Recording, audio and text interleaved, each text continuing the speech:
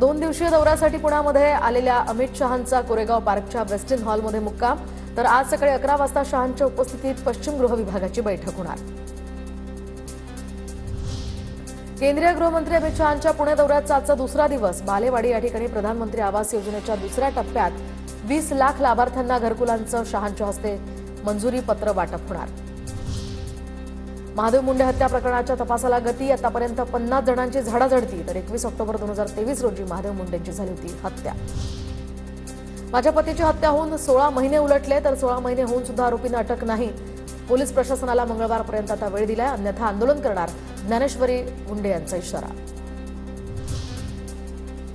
कोकणातील प्रसिद्ध आंगणेवाडीतील यात्रेला आजपासून सुरुवात। तर भराडी देवीच्या दर्शनासाठी पहाटेपासूनच भाविकांची मोठी गर्दी।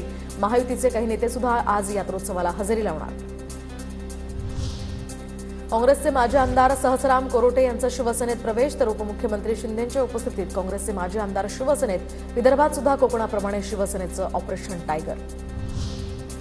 एमपीएससीच्या गट अ आणि गट ब वर्गातील उमेदवारांना नियुक्त्या। तर आता नियुक्त 498 उमेदवारांचं मुख्यमंत्री देवेंद्र फडणवीसांकडून अभिनंदन। उपजिल्हाधिकारी, तहसीलदार, पोलीस उपाधीक्षक या पदांचा यामध्ये समावेश। इंडियाज गॉट लेटेंटमधील वादग्रस्त विधानाचं प्रकरण। तर युट्यूबर आशिष चंचलानी याची दाखल रद्द गुन्ह्याची करण्याची मागणी। तर आशिष चंचलानी विरोधात गुवाहाटीमध्ये गुन्ह्याची नोंद दरम्यान सर्वोच्च न्यायालयानं महाराष्ट्र आणि आसाम सरकारकडून उत्तर मागितलं।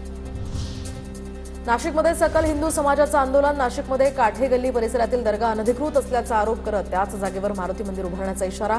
परिसरातील दर्ग्याभोवती पोलिसांचा चोख बंदोबस्त।